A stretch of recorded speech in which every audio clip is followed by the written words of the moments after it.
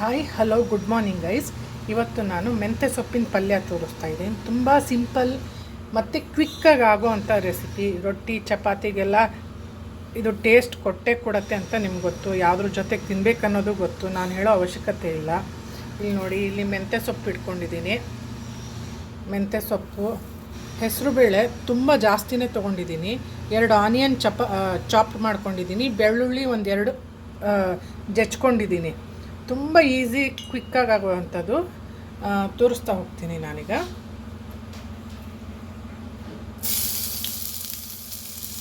Garlic ಹಾಕಿದ್ದೀನಿ,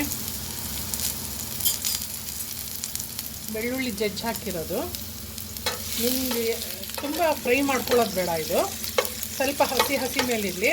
ವಾಸನೆ ಒಂದು ಹೋದರೆ ಸಾಕು. ತುಂಬ ಕರಟೋ ರೀತಿಯಲ್ಲಿ, ರೆಡ್ ಆಗೋ ರೀತಿಯಲ್ಲಿ ಫ್ರೈ ಮಾಡಬೇಡಿ.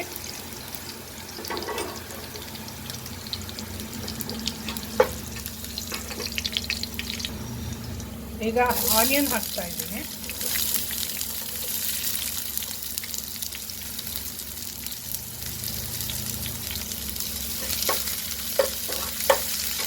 ಇದನ್ನು ಸ್ವಲ್ಪ ಫ್ರೈ ಮಾಡ್ಕೊಳ್ಳೋಣ, ಹಸಿ ವಾಸನೆ ಕೂಡ ಹೋಗಬೇಕು.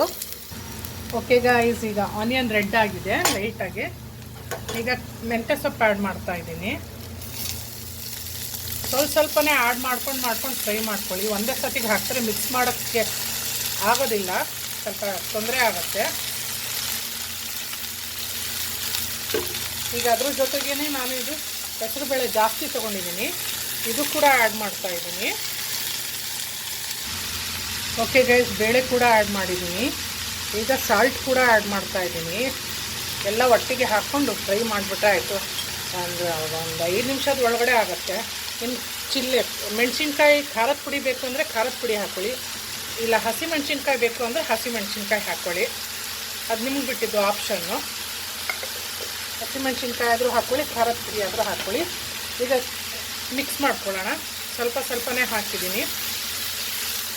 ಎಲ್ಲನೂ ಹಾಕಿ ಮಿಕ್ಸ್ ಮಾಡ್ತಾ ಹೋಗೋದು ಸೊಪ್ಪು. ಓಕೆ ಗೈಸ್, ಎಲ್ಲನೂ ಸೊಪ್ಪು ಹಾಕಿ ಮಿಕ್ಸ್ ಮಾಡಿದ್ದೀನಿ. ನೀರು ಕೂಡ ಬಿಡ್ಕೊಂಡಿದೆ. ಇದರಲ್ಲೇ ನೀರೇನು ಹಾಕೋ ಅವಶ್ಯಕತೆ ಇಲ್ಲ. ಇಲ್ಲಿ ನೋಡಿರಿ, ನೀರು ಬಿಡ್ಕೊಂಡಿದೆ. ನಾನೊಂದು 5 ನಿಮಿಷ, 5 ನಿಮಿಷ ಸಾಕು, ಬೆಂದ್ಕೊಂಡ್ಬಿಡತ್ತೆ ಮುಚ್ಚಿದ್ರೆ. ನಿಮಗೆ ತುಂಬ ಸಾಫ್ಟ್ ಬೇಕು ಅಂದರೆ ಇನ್ನು ಸ್ವಲ್ಪ ನೋಡ್ಕೊಂಡು ನೀವು ಮೆತ್ತಗೆ ಮಾಡ್ಕೊಳ್ಳಿ. ಒಂದು 5 ನಿಮಿಷದಲ್ಲಿ ಎಲ್ಲ ಬೆಂದ್ಕೊಂಡ್ಬಿಡತ್ತಿದ್ದು, ನೀರು ತಾನಾಗೆ ಬಿಡ್ಕೊಂಡಿದೆ ಅಲ್ಲ. ಈಗ ನಾನು ಮುಚ್ಚಿ ಒಂದು 5 ನಿಮಿಷ ಬೇಯಕ್ಕೆ ಬಿಡ್ತೀನಿ ಅಷ್ಟೇ. ಸಿಂಪಲ್ ಆದ ಮೆಂತ್ಯ ಸೊಪ್ಪಿನ ರೆಸಿಪಿ. ತಮ್ಗಳಿಗೆ ಹೇಗೆ ಅನ್ನಿಸ್ತು ಅಂತ ದಯವಿಟ್ಟು ಕಮೆಂಟ್ ಬಾಕ್ಸಲ್ಲಿ ತಿಳಿಸ್ರಿ. ಇಷ್ಟ ಆದರೆ ಲೈಕ್ ಮಾಡಿ, ಸಬ್ಸ್ಕ್ರೈಬ್ ಮಾಡಿ. ಇಷ್ಟ ಆಗಿಲ್ಲ ಅಂದರೆ ರೆಸಿಪಿ ಡಿಸ್ಲೈಕ್ ಕೊಡಿ. ಆದರೆ ಒಮ್ಮೆ ಮನೇಲಿ ಟ್ರೈ ಮಾಡಿ ನೋಡಿ. ಇದು ತುಂಬ ಸಿಂಪಲ್ ರೆಸಿಪಿ, ಫಟಾಫಟ್ ಅಂತ ಆಗುವಂಥ ರೆಸಿಪಿ. ಈಗ ನಾನು ಲಿಡ್ ಮುಚ್ಚುತ್ತೀನಿ. ಒಂದು 5 ನಿಮಿಷ ಸಾಕು, ಬೆಂದ್ಕೊಂಡ್ಬಿಡತ್ತೆ, ನೀರು ತಾನಾಗೆ ಬಿಡ್ಕೊಂಡಿದೆ.